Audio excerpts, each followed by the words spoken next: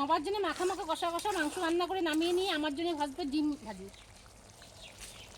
কেটে নিব দুটো পেঁয়াজ ঝুড়ি ঝুড়ি কুচি কুচি করে, পেঁয়াজের সঙ্গে কাঁচা লঙ্কাও কেটে ঝুড়ি ঝুড়ি কুচি করে কেটে নেবো। ডিমটা আমাদের বাড়িতে প্রথম, এই ডিমটা কোনোদিন আনা হয়নি, আমাদের বাড়িতে সাদা বলতে ডিমটাই আনা হয়।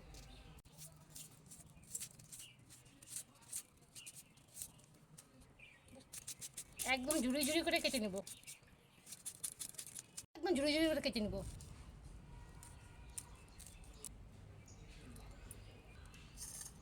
পরিমাণ মতো লবণ দিয়ে ভালো করে জলে জলে পেঁয়াজ আর লঙ্কা মেখে নেব।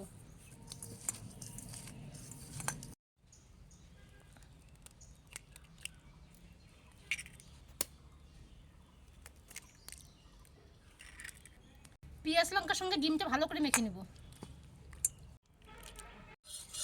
তেল,